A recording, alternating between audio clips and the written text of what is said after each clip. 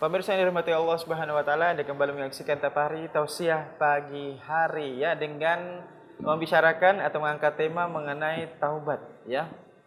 Pentingnya dan kemuliaan taubat di sisi Allah Subhanahu wa taala. Baik, Ustadz. Jadi tadi memang berbicara mengenai taubat ini ada tingkatan-tingkatannya juga ya. Iya, Taubat betul. kecil, Iya. taubat sedang, mungkin ada bahasa Arabnya, dan taubat besar. Iya. Ya, Tapi taubat yang sangat sungguh-sungguh begitu ya. Secara garis besar, mudah-mudahan kita tidak pernah terlepas daripada kata taubat, Kak. Artinya kita jalan astagfirullah, astagfirullah, astagfirullah. Karena istilah Dengan gaulnya- lafaz iya, astagfirullah itu di hati. ya. Karena begini, Kak. Istilah kasarnya itu kedipan mata juga dosa. Bergeraknya tangan langsung dosa. Ucapannya mulut langsung dosa. Geraknya kaki juga langsung dosa. Kita tidak pernah terlepas. Jadi bagaimana juga upaya kita agar tidak terlepas dari taubat ini, Kak. Jadi kata-kata atau ucapan atau lafaz astagfirullah itu adalah bagian daripada Betul sekali, Kak. tobat itu Taubat sendiri. itu, betul Walaupun sekali. itu dinilai merupakan sesuatu yang minimal.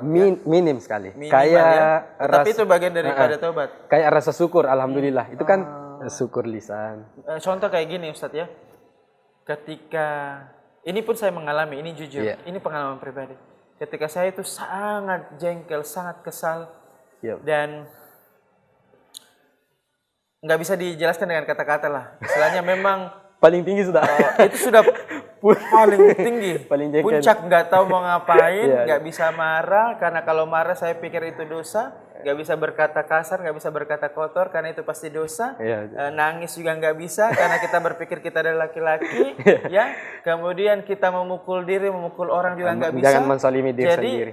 itu yang saya biasa terapkan, astagfirullah, astagfirullah, astagfirullah. Dengan cara repetisi atau mengulang-ulang tanpa jumlah pengulangan. Tidak ada batasan jumlah. Itu yang saya lakukan, Ustaz. Astagfirullah, astagfirullah. Dan ternyata memang itu manjur. Manjur ya? Manjur. Itu bisa meredam amarah kita yang sudah sangat meledak. Padahal Seperti tadinya itu. tinggi. Itu dan bahkan itu sampai ke level yang sakit kepala gitu. Itu sampai stres banget. Terbawa. Gak tahu mau ngapain. Iya. Ketika kita melafazkan, saya mengalami Ustaz. Ketika saya mengucapkan lafaz astagfirullah, astagfirullah, pengulangan yang tidak terbatas, ternyata itu bisa sangat manjur. Dan ternyata toh itu adalah bagian daripada tobat, Ustaz. Betul sekali. Masya Allah.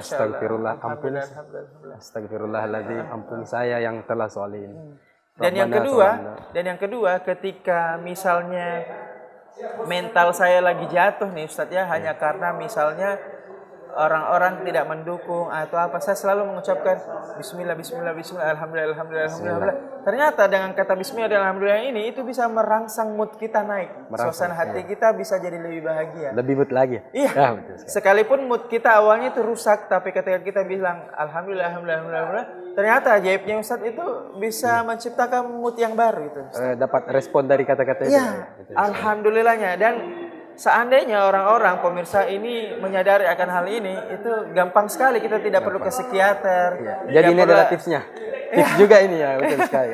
Kita tidak perlu ke psikolog, kita tidak perlu ke psikiater dan sebagainya. Itu ternyata manjur sekali dan karena saya terapkan, Ustaz. Bagaimana pendapat Jadi tentang begini, hal Kak. itu, Ustaz? Pertama, kita agak meleset dikit, nggak Boleh, apa-apa, Kak. boleh.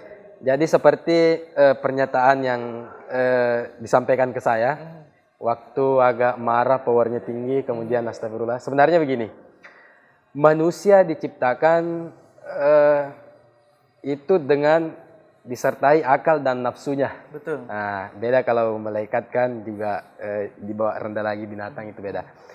Itu adalah nafsu, itulah yang dikuasai oleh iblis itu sendiri. Iblis itu. Amarah ya. Amarahnya. Nafsu amarah. Makanya iblis lebih mudah masuk dengan dua pintu di diri manusia. Yang pertama adalah ketika seorang laki-laki dan perempuan itu berduaan. Itu pintu masuk sekali. Kan? Kemudian yang kedua, orang yang marah. Makanya orang yang marah itu namanya marah, berarti matanya merah. Kak. Jadi iblis itu sebenarnya masuk lewat aliran darah. Makanya dalam ajaran agama, kalau seandainya kita marah dalam keadaan berdiri, maka dianjurkan untuk duduk. Baring juga boleh. Kalau sudah duduk masih marah, dianjurkan lagi untuk baring. Kalau seandainya masih baring, nah itulah kata gaulnya. Kalau masalah tidak ada jalan keluarnya, maka kita yang keluar jalan-jalan. Jadi itu yang pertama, Kak. Nah, Ya.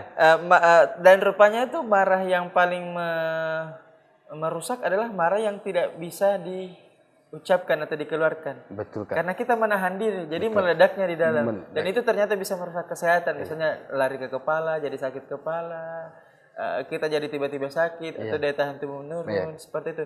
Dan ternyata obatnya dengan istighfar.